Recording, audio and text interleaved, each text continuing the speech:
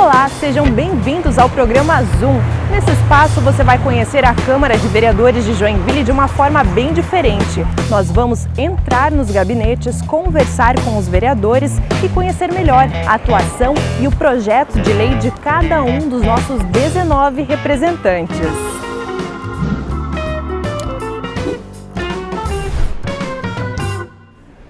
Nós estamos no segundo andar da Câmara de Vereadores de Joinville e eu convido você a conhecer o gabinete do vereador Adilson Mariano. O vereador já está, tudo bem, vereador? Nós vamos mostrar um pouquinho então como funciona a estrutura. Quem é este funcionário, vereador? São Luís, ele é o nosso oficial de gabinete, é o concursado da Câmara, que nos auxilia e nos ajuda na recepção, nas pesquisas que são necessárias, na elaboração de projetos, de proposituras, recebe todo o povo que vem aqui até o gabinete para trazer também as suas demandas e reivindicações, entre outras tantas atividades que ele exerce, mas é um funcionário de carreira da Câmara de Vereadores. Então, essa é a parte de recepção mesmo do gabinete. Luiz, são muitas pessoas que chegam aqui diariamente. O que normalmente elas procuram marcar na questão das agendas? Sim, elas procuram, na verdade, em contato com o vereador, né? As mais diversas demandas possíveis. E aí a gente sempre procura encaminhá-las, né? E tá marcando as conversas. E pela experiência que você está tendo agora dentro da Câmara, já dá para mudar um pouquinho a visão da política, da atuação do cidadão na parte política também? Eu acredito que sim, né? A Câmara, na verdade, ela tem que estar sempre aberta, né? Para poder receber, né, as pessoas e, enfim, fazer esse acolhimento necessário. Vereador, você tem o Luiz, que fica aqui como oficial de gabinete, e quem são as outras pessoas que fazem parte da sua equipe? Nós temos mais 7 assessores, temos o chefe de gabinete, que é o Johannes, que se encontra aqui, inclusive. Temos também a Flávia, que é uma servidora que está chegando, ela é advogada, então vai nos auxiliar nessa questão jurídica, né, de análise de projetos, de elaboração de projetos e tudo mais. A questão da comunicação também é uma questão que o Johannes também nos ajuda nessa questão. E aí temos vários assessores de base, né, que desenvolvem as políticas mais específicas na área do transporte, que estudam, se aprofundam, que faz o contato com a comunidade, a Débora, a Bruna, o Moacir, o Carlos, né, que são então assessores que estão lá na base e fazendo aqui a gente se reúne toda segunda-feira, onde a gente prepara então a semana, cada um trata das tarefas que tem, que fez, o que não fez, o que falta, o que tem que fazer e vamos tocando os trabalhos e se reunindo semanalmente. Então, o gabinete não é um espaço tão grande assim, mas está sempre aberto ao público. E vamos aproveitar para conhecer outro espaço aqui, onde fica a mesa do vereador. Aqui é um espaço um pouco maior. Quem são as pessoas que ficam aqui, vereador? Então, geralmente, lá é a mesa que eu ocupo, está uma bagunça. São muitos papéis para analisar. Aqui nós temos o chefe de gabinete, que é o Johannes, que também ajuda muito na questão também da comunicação. Então agora eu queria ouvir do Johannes, que está aqui na mesa do computador. Johannes, a rotina de um chefe de gabinete tem que acompanhar bastante o parlamentar. Qual que é o desafio dessa função? A gente ajuda tanto o Mariano quanto os demais assessores a organizar todas as tarefas parlamentares aqui internas na Câmara e também a intervenção junto aos movimentos sociais nas diversas tarefas e desdobramentos que vão tendo, né? Então aqui dentro da Câmara, por exemplo, tem as comissões, tem as sessões, tem as audiências públicas, tem os encaminhamentos de requerimento, propositura de projetos, de indicações sobre algum problema que a comunidade tem. A gente ajuda a assessoria a encaminhar todas essas demandas da comunidade para o procedimento interno da Câmara, assim como ajudar, e essa vocação que um diferencial do nosso mandato, ajudar, por meio da nossa assessoria, a comunidade nos bairros a organizar as suas lutas, as suas mobilizações para pedir uma solução do poder público, né? Então, além do papel representativo interno da Câmara, a nossa tarefa interna aqui do gabinete também ajuda as comunidades nos bairros a organizar suas demandas, né? Então, tem esse duplo caráter, todo o funcionamento interno que a gente adota. Muito bem, muito obrigada, Johannes. Então, essa equipe é fundamental para o sucesso do mandato do vereador. Exatamente, é uma cidade grande, tem muitas demandas. Se você quiser trabalhar, não vai faltar tempo, né, e condição para fazer isso, porque tem muita demanda na cidade.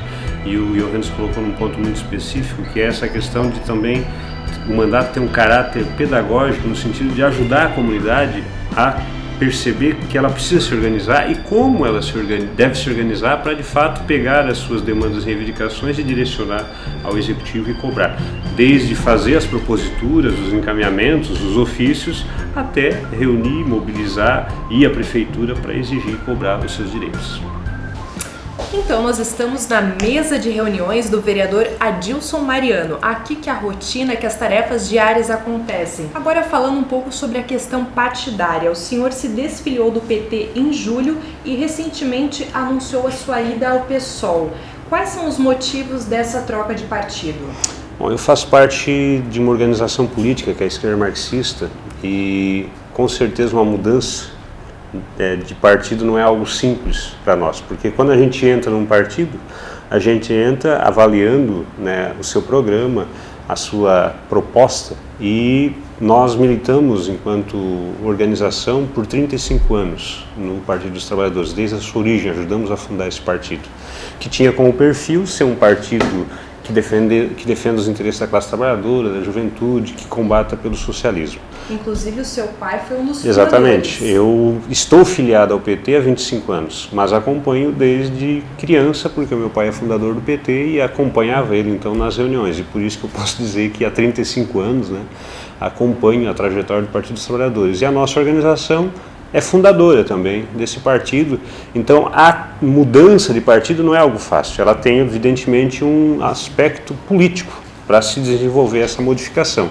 E que aspecto é esse? Na prática, a gente há muito tempo vem combatendo o desvio e o afastamento que o PT tem tido da sua base histórica, os trabalhadores e a juventude, e isso ficou muito concreto agora na última eleição, né, em 2014, uma campanha bastante acirrada, onde o governo Dilma e a então candidata apresentou uma plataforma, uma proposta, onde em dado momento, inclusive ela disse que nem que a vaca tussa nós vamos atacar nenhum direito dos trabalhadores, e o que a gente observou ao haver a posse da presidente foi justamente o envio ao Congresso, a publicação de uma série de medidas provisórias que atacam o direito dos trabalhadores, ou seja, um estelionato eleitoral, uma contradição com tudo aquilo que foi dito. E diante de todos os embates que a gente já vinha tendo, do ponto de vista político, de uma ruptura do próprio partido, de alguns de seus parlamentares, do próprio governo, com o programa, a Carta de Princípios do PT, isso nos colocou uma situação de ter que sair. Até porque, a partir de 2014, os trabalhadores e a juventude, de certa forma, abandonaram o PT.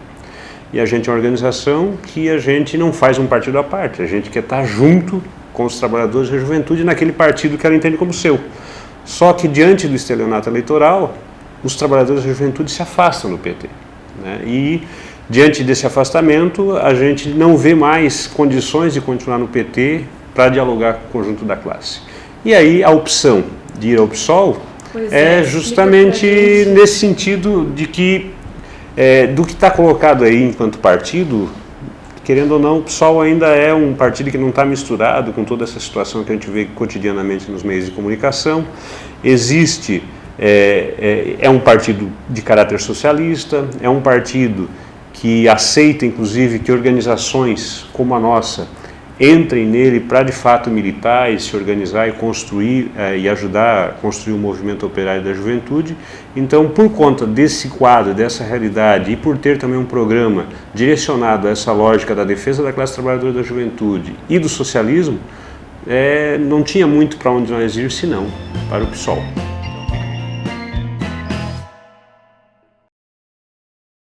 Sem coisas que você precisa saber sobre a Câmara de Joinville. Fiscalizar. Outra função dos vereadores é fiscalizar os atos do prefeito e sua equipe. Eles acompanham as ações da administração municipal, principalmente quanto ao cumprimento das leis que eles aprovam e quanto à aplicação correta e eficiente dos recursos públicos vindos dos impostos que você, como cidadão, paga. Acompanhe nossa programação e fique por dentro das próximas dicas. Agora é lei. Promessas de campanha viram plano de metas a partir de 2017. A lei orgânica de Joinville mudou e o próximo prefeito vai ter 120 dias depois da posse para apresentar um plano de metas e prioridades para Joinville. A lei orgânica é uma espécie de constituição do município. O plano de metas deve estar de acordo com as propostas registradas na Justiça Eleitoral durante a campanha. As metas precisam atender a critérios pré-estabelecidos, como a erradicação da miséria e a promoção da transparência no governo municipal. O documento servirá de base para a elaboração do Plano Plurianual das Diretrizes Orçamentárias e dos Orçamentos Anuais de Joinville. A partir de 2017, o próximo prefeito ou prefeita deverá prestar contas a cada 6 meses na Câmara. Assim, os vereadores acompanham ainda mais de perto o desenvolvimento da gestão e reforçam seu compromisso de fiscalizar o trabalho da Prefeitura. Promessas de prefeito devem virar plano de metas de Joinville. Agora é lei.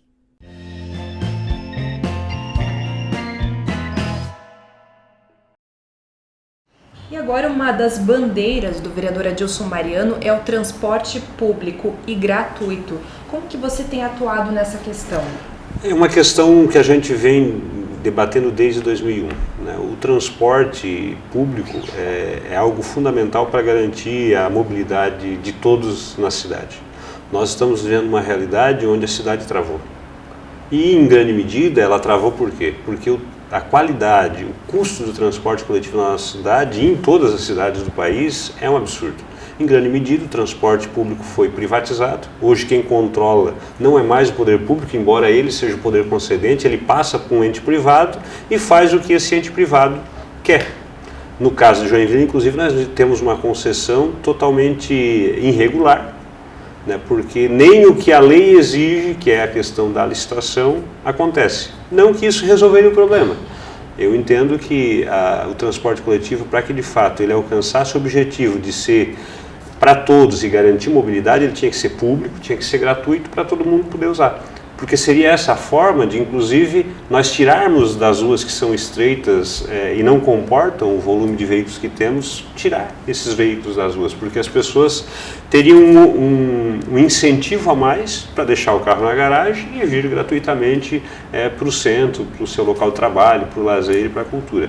Só que, como ela está na mão da iniciativa privada, o objetivo é lucro. Então, não se tem essa ideia. Nós temos vários projetos, inclusive nessa questão, que em grande medida são projetos ilegais, porque isso é uma concessão municipal, então é o executivo quem tem que propor, mas nós, como tem aí a perspectiva de um novo contrato de concessão, né, de uma licitação que vai ter que ser feita, nós apresentamos esses projetos para que pelo menos a gente possa botar esses projetos no debate, de ter ar-condicionado nos ônibus, de ter auxiliar de bordo nos ônibus, para inclusive auxiliar aquele cadeirante, aquele idoso que tem dificuldade de mobilidade, a cobrar a passagem daquele que não adquiriu o cartão antes, porque hoje é o motorista quem paga o pato, porque ele fica ali trocando marcha o dia inteiro, tem que cobrar, tem que ajudar quem tem dificuldade de se mobilizar, tem que chegar na hora, então ele vive sob uma pressão absurda, né? E que isso também tem impactos na qualidade do serviço.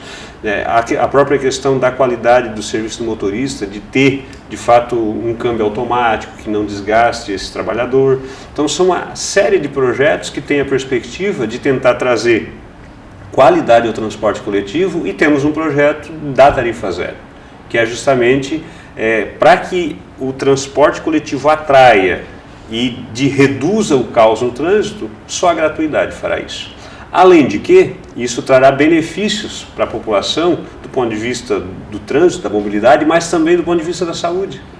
Porque muita gente compra moto, porque é muito mais barato tu pagar uma moto do que tu vir de ônibus, assim como vir de carro. Então muita gente usa o carro e usa a moto para vir para o centro. Isso coloca todas essas pessoas no risco de acidente. E havendo um acidente de moto, havendo um acidente de carro, isso vai para onde? No Hospital São José. Ou seja, sobrecarrega a rede de saúde. Então nós não temos uma rede básica que é resolutiva e ainda a alta complexidade nos hospitais está superlotada porque o trânsito não funciona e acaba sendo um gerador, né, de pacientes que vai para lá. Por quê? Porque em grande medida nós não temos um transporte de qualidade, gratuito, que atraia as pessoas, né, e que possa de fato melhorar o ir e vir das pessoas. Então essa é uma luta que a gente desenvolve há bastante tempo. Nós não temos a prerrogativa enquanto legislador de decidir as coisas, mas nós estamos aqui fazendo o combate contra os aumentos de tarifa, né, contra os abusos, os absurdos e a má qualidade do serviço que acontece na cidade e que infelizmente o executivo meio que está aí de olhos vendados para isso, tanto é que ele fica prorrogando um contrato que já venceu por várias oportunidades e não abre o debate, que inclusive essa abertura de debate poderia permitir que a gente fizesse a discussão de tudo isso que eu falei aqui até o momento, e inclusive dos nossos projetos de lei. A superlotação no ônibus em determinados horários também Exatamente. é algo que a população reclama bastante. E aí isso afasta. Então as pessoas enfrentam um alto custo, uma qualidade ruim de serviço, uma superlotação nos horários de pico, isso faz com que elas se afastem do transporte coletivo. Aí, ao se afastar, as empresas dizem, não, está diminuindo o número de passageiros, então tem que aumentar a tarifa, daí aumenta a tarifa, aumenta mais ainda o afastamento das pessoas, ou seja, é um círculo vicioso que não acaba nunca. E para reverter isso, na nossa avaliação, a empresa pública é tarifa zero. E já existe um grupo aqui da sociedade que está participando nessas discussões sobre a licitação, sobre o transporte? Tem o movimento do transporte, o movimento passe livre, a juventude em grande medida adere muito a essa discussão, a esse debate, porque sente na pele essa dificuldade, mas o executivo de certa forma ignora essa discussão. O próprio plano de mobilidade trata que o transporte é importante, mas não discute essas questões que são fundamentais para incentivar e trazer de fato as pessoas para o transporte coletivo. Agora, um projeto interessante, vereador, que está tramitando na casa. Ele prevê que acompanhantes de pessoas com deficiência tenham acesso livre no transporte e nos eventos culturais e esportivos. Como seria mesmo essa proposta? Na verdade, nós temos muitos casos de deficientes totalmente incapazes que precisam de alguém da família, alguma pessoa responsável acompanhando ele cotidianamente. Então qualquer saída, qualquer local que ele vá, ele precisa ter essa pessoa junto. Só que o deficiente tem o direito à isenção do pagamento da passagem, mas esse acompanhante não. E aí isso acaba sendo um empecilho para que esse deficiente e seu acompanhante possam ter acesso à cultura, à arte e à mobilidade, que é algo necessário para as pessoas terem na cidade. A nossa proposta vem justamente nesse sentido, porque em grande medida muitos desses deficientes têm uma condição de renda extremamente precária, porque o responsável não pode trabalhar, ele precisa estar à disposição. Inclusive tem várias entidades que estão inclusive em luta para tentar garantir inclusive uma remuneração para essas mães em grande medida. A maioria são mães que acabam sendo os responsáveis, né? E que não podem fazer outra coisa, se dedicam exclusivamente àquele filho deficiente. E o fato de não ter a gratuidade para ela acaba se tornando um elemento muito determinante sobre a possibilidade dela sair ou não, sobre a possibilidade dela inclusive ir a um evento cultural, enfim, a viver.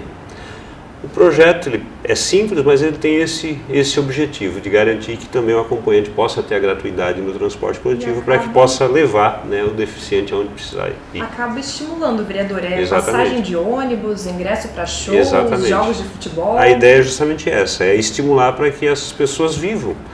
E ela já tem uma série de problemas que dificultam a sua vida e o transporte não pode ser mais um, o acesso a um evento desse não pode ser mais um, então por isso a nossa proposição para tentar ajudar essas pessoas a de fato se inserirem na comunidade, na sociedade, e que se não tiverem esses direitos garantidos, em especial as carentes, de fato vão ficar dentro de casa sem acesso à cultura, ao lazer, à arte, ao direito de ir e vir.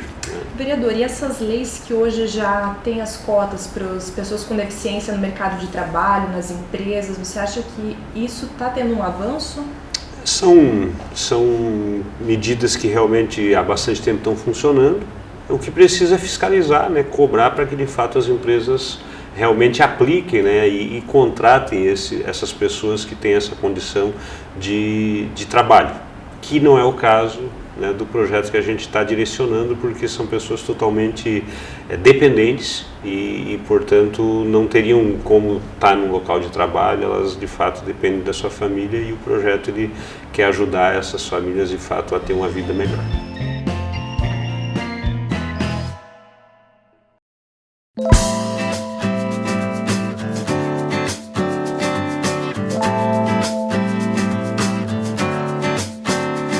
Na casa do Lourenço e da Marlene, no Costa e Silva, a água da chuva não escorre pelo ralo.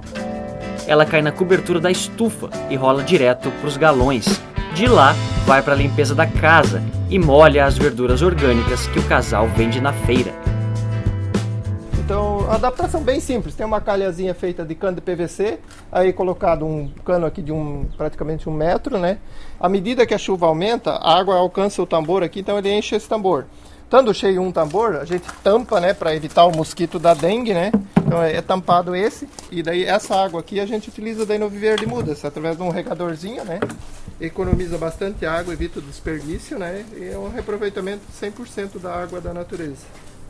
Então é uma água que ela, até para as plantas em si, ela ajuda porque ela não contém cloro, nada, então ela evita até de estar danificando as plantinhas. Né? Tem diferença aqui para as donas de casa que vão ver o vídeo? Tem diferença limpar a casa com água da chuva e com água que vem da torneira? Não, é totalmente assim, iguais. É assim, se eu pegar a água da água da Kazan, da água do Joinville, com essa aqui, então é a mesma coisa. Eu lavo calçada, lavo o piso, eu faço tudo com a água.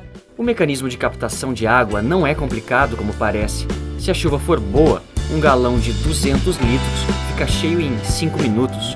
Na sua casa, isso pode ser feito no telhado mesmo. Mas lembre-se de fechar bem o galão para o mosquito da dengue não fazer a festa.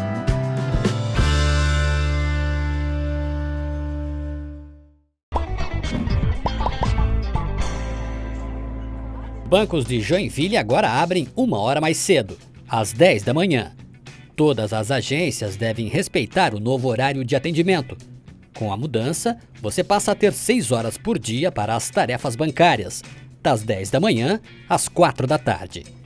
Os bancos que abrirem depois do novo horário podem ser multados pela prefeitura.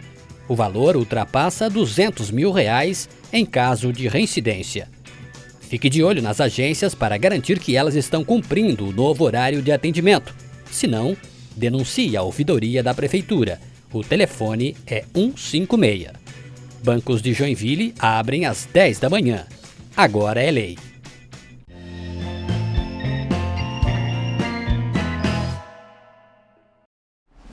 Agora um pouco da arte aqui no gabinete. Fala pra gente desse quadro na sua parede. Na verdade, nós temos 3 quadros aqui. Esse aqui é um quadro que foi feito por uma menina que trabalhava conosco, a Vera, e que ele tem uma relação muito importante com o mandato e com uma luta que a gente apoiou na cidade, que é a luta das fábricas ocupadas, né? Quando os trabalhadores da Cipro Interfibra estavam com seus empregos em risco, não estavam recebendo salário, eles acabaram chegando ao nosso gabinete pedindo nosso auxílio, e nós acompanhamos toda aquela luta e que culminou com a ocupação da fábrica pelos trabalhadores para manter os empregos. E nesse processo todo teve a greve, teve embates com a polícia, teve as assembleias e a unidade dos trabalhadores, até que eles ocuparam de fato a empresa. E essa nossa assessoria, então, ela produziu esse quadro, né, retratando algumas imagens de todo aquele combate das fábricas ocupadas, e que está aqui no nosso gabinete até hoje como símbolo, né, daquela luta que a gente acompanhou. E lá na frente tem um outro que tem também a mesma temática, né?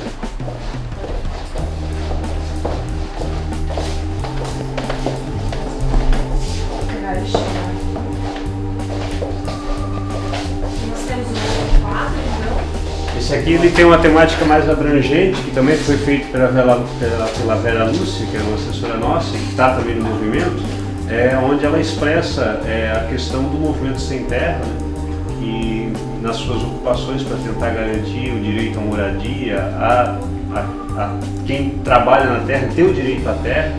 Naquela oportunidade a gente tinha acompanhado a ocupação que ocorreu dos sem terra numa área imensa do exército lá em Papanduva, e que houve o acampamento então dos os acampados, né? E que houve uma forte repressão do exército, que veio com tanques, inclusive, para reprimir e expulsar a ocupação. Lembrando que era uma área extremamente grande, na área do contestado, que estava ociosa, sem produzir nada, e que então os trabalhadores do Movimento Sem Terra ocuparam essa área, e aí o exército, que é quem detém o controle da área, reprimiu e tirou os trabalhadores rurais daquela área, e a Vera então retratou aí esse quadro, esse movimento que só tem um pouquinho de reforma agrária no país, porque o movimento de fato arrancou na luta essa questão da reforma agrária, né? Porque infelizmente o que a gente tem hoje é que alguém diz que é dono da terra, cerca e encontra gente tão simples que acredita, né? A terra não é de ninguém, a terra é para servir a todos, né? Para produzir alimento, para garantir o bem-estar e a vida de todos. É inaceitável que alguns se apropriem de tudo e deixem a maioria morando em mangues, em ocupações totalmente sem condição de vida, né? Então é um quadro também bastante significativo. Muito bem, para a gente encerrar, o Plano Municipal de Educação, ele foi aprovado esse ano na Câmara e prevê algumas regras que serão tomadas na educação de Joinville pelos próximos 10 anos. O senhor foi o único vereador contra esse plano municipal. Por que esse posicionamento? Então, o Plano Municipal de Educação é um projeto importante. Ele vai decidir como vai ser a educação nos próximos 10 anos no nosso município. Então, diante do grau de importância, ele não poderia ser discutido da forma como foi. Primeiro que ele veio para a Câmara em regime de urgência. Quando vem em regime de urgência, a Câmara tem 30 dias para fazer a avaliação.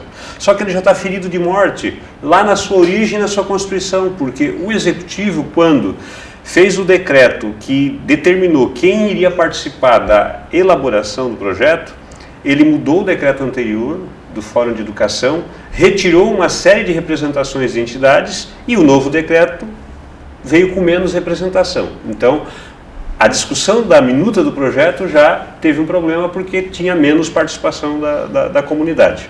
Quando veio para cá em regime de urgência, culminou e combinou com o período de recesso da Câmara. Então, quer dizer, mais por baixo de 15 dias que ficou sem haver discussão e sem a possibilidade de fazer esse debate da forma ampla que deveria. Para piorar, quando o projeto tramitou nas comissões, não foi feito uma audiência pública, um chamamento para toda a sociedade para discutir o projeto. Cada vereador chamou os seus próximos, e aí vieram padres, pastores, mas as outras entidades, as outras igrejas de outras matizes culturais não vieram, não participaram. E é por isso que, inclusive, depois deu um grande conflito. Então tem esse aspecto da democracia, né, de que faltou participação. Mas não foi só isso, né? Quando a gente analisou o projeto de lei, e sabendo que era um projeto fundamental e que definiria como seria a educação dos próximos 10 anos, o que a gente observou? Que a proposta da educação dos próximos 10 anos, por exemplo, não previa universalização. A Constituição brasileira diz que a educação é um dever do Estado, um direito do cidadão. Para todos, não para alguns. E está no plano que foi aprovado que educação infantil só vai ter acesso 50% das crianças. Sim, as outras não têm direito, e o direito à universalização. Na questão do ensino técnico, idem, não vai ter universalização. No ensino superior também não. Ora, nós defendemos a Constituição, nós defendemos a educação pública gratuita para todos, em todos os níveis, e um projeto que trata disso não poderia deixar de prever isso. Só que o projeto que veio não prevê isso. Ele nega o direito à universalização. Então, por esse aspecto da democracia e da participação, e por esse aspecto da não existência da universalização da educação para todos, além de outros elementos, porque a educação ela tem um caráter fundamental, que é fazer com que a humanidade evolua, e para isso ela tem que repassar os conhecimentos acumulados pela humanidade, mas ela tem que também contribuir para eliminar a intolerância, né, o preconceito, e o projeto não tem essa garantia, ele nega uma série de discussões nele, e inclusive nega a própria participação de todo mundo no debate. Então, por conta desses elementos que eu apresentei, eu fui à tribuna e votei contra por conta desse caráter da democracia e também esse caráter da falta de universalização que o plano prevê para o próximo período. Tá certo, vereador Adilson Mariano, muito obrigado por receber a nossa equipe. Pode se despedir dos nossos telespectadores. Eu que agradeço a oportunidade. Nós estamos aqui para ser um ponto de apoio das lutas aí de todo o povo trabalhador e da juventude. Nós, a cada 2, 3 meses, a gente procura também prestar contas do nosso mandato. Inclusive agora estamos distribuindo o nosso segundo jornal, que é o Combate Popular, onde a gente aborda a questão da saída do PT, os motivos, as razões, no sentido de dar um retorno a todos aqueles que votaram na gente do porquê dessa mudança, né? Que, como eu disse, não é uma mudança fácil, mas é necessária diante da situação política, né, que nós estamos vivendo.